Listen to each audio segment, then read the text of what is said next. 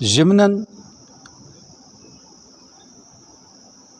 Mobile سے قرآن کریم کی تلاوت اور اس کو ٹچ کرنا، صرف ٹیکسٹ ہو قرآن کا، اگرچہ فتویٰ ہے کہ بلا وضو بھی اس کو چھو سکتے ہیں، ٹچ کر سکتے ہیں، پھر بھی پسندیدہ باوضو ہونا ہے، سمجھا گیا؟ لیکن یہ ہماری عادت اور ہیبٹ نہ بن جائے،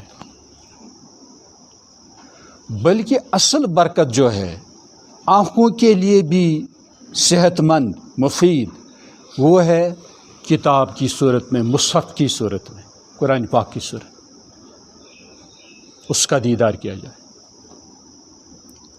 کچھ سمجھ گیا؟ یہ بھی یاد رکھیں کہ بلا وضو ہم قرآن پڑھ سکتے ہیں،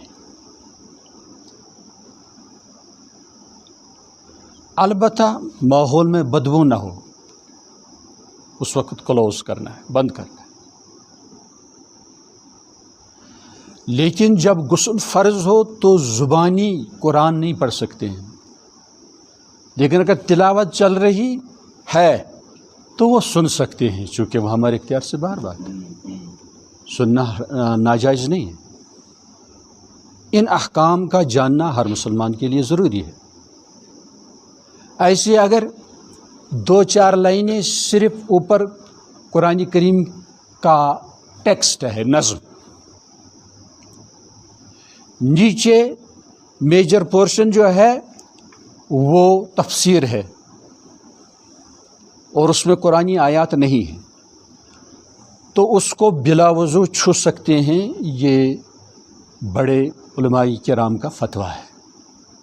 البتہ ٹیکسٹ پر، قرآنی آیت پر ہاتھ نہ پڑے۔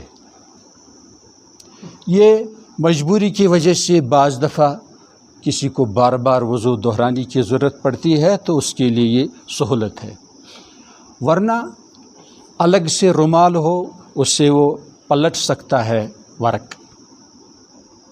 ایسے ہی قرآن کریم رحل پر یا کسی ٹیبل پر بہترین طریقے سے کھولا جا سکتا ہے اور وہ کھلا ہی رہے۔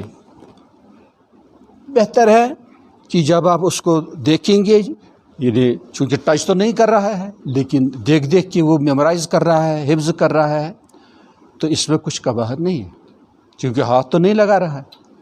اور فارغ ہونے کے وقت بہتر ہے کہ اوپر کوئی صاف پاک شیٹ اس پر ڈالے۔ بار بار بند کرنا ضروری نہیں ہے، سمجھا گیا؟ اور یاد رکھیے گا، جو بار بار مثال 10 دن تک وہ ایک آیت کو دیکھتا رہا تو وہ منقش ہو جاتی وہ آیت پاک،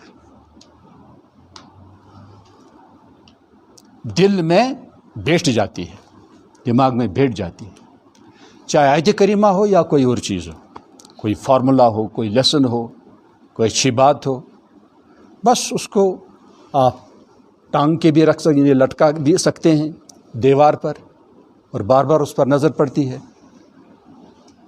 تو یاد کرنے سے بھی بعض دفعہ یعنی زیادہ دیر تک اس کو یہ یاد رکھ سکتا ہے جو بار بار اس کو دیکھتا رہتا ہے۔ دراصل تدابیر کرنی چاہیے، خاص طور پر نماز کے بارے میں کم از کم 5 صورتیں جو اکثر یہ نماز میں 4 رکعت والی نماز میں پڑھتا ہے، نوافل میں سورہ فاتحہ کے علاوہ 4 صورتیں، ان میں بہت بڑی مہارت ہونی چاہیے۔ سورہ فاتحہ اور دیگر چھوٹی چھوٹی صورتیں، ان کا تجوید کے ساتھ حفظ کرنا ضروری ہے۔ پھر آگے چلنا چاہے، ان کا ترجمہ، ان کی تفسیر جاننا، بار بار دیکھنا، اور نماز میں اس طرح نماز پڑھنا کہ معنی بھی سمجھ رہا ہو، یہ خوش قسمتی کی بات ہے۔ اور دن بدن اپنی عبادت کو بیوٹیفائی کرنا چاہیے، خوبصورت بنانا چاہیے، بہتر بنانا چاہیے، اس میں اللہ سبحانہ خوش ہو جاتے ہیں۔